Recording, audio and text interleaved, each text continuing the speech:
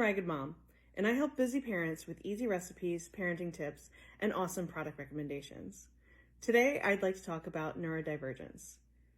Both of my children are neurodivergent, and recently I've started my own journey in realizing that I am also neurodivergent. So I'd like to share some of our stories. My daughter is 25 years old. She lives on her own in a different state because she went to college. The pandemic happened. She didn't want to come home, and so that's where she stayed. And I love her dearly, and I miss her every day. Her journey with neurodivergence started in high school. Prior to high school, I realized that behaviorally, she needed things like organizers, lists, visual things, reminders in order to complete tasks. So that's something that we got used to doing on our own. And the thought of her being neurodivergent wasn't even on the horizon. She was always an overachiever. She did really well in school. She was very social.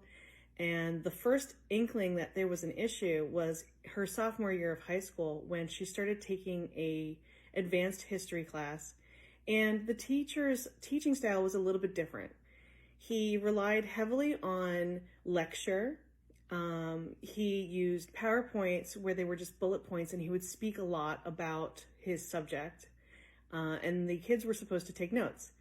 Now, my daughter would doodle in the sides of the notebook and take notes, but she was really struggling in this class, and it was the only class that she was struggling in.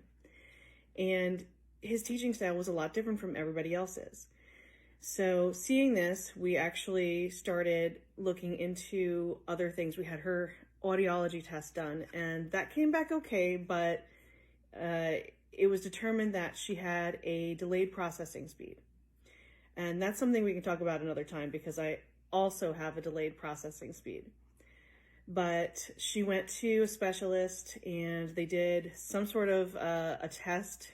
I don't know what it was. She told me it was like a computer game that she had to either click or not click the shooting stars, like ninja stars. I don't know. But it was determined that she actually did have ADHD, inattentive type. She started on medication. She got a IEP. This was a private school at the time, so she went through the child study team and got an IEP, and she was given accommodations, and she really started to excel in this class because of the accommodations that she was afforded.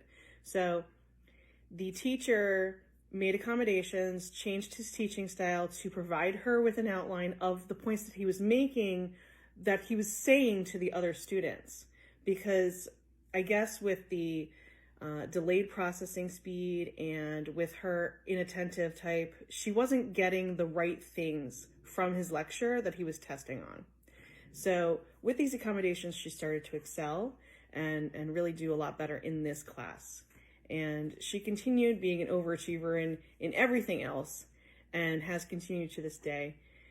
And medication definitely helped as well to help keep her focus on certain things, but she continues to use the lists, the visual organizers, and things like that in order to keep her on task and be a successful adult.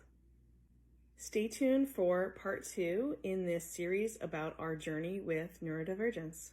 I'm the Ragged Mom, and I help busy parents with easy recipes, parenting tips, and awesome product recommendations. Follow me for more.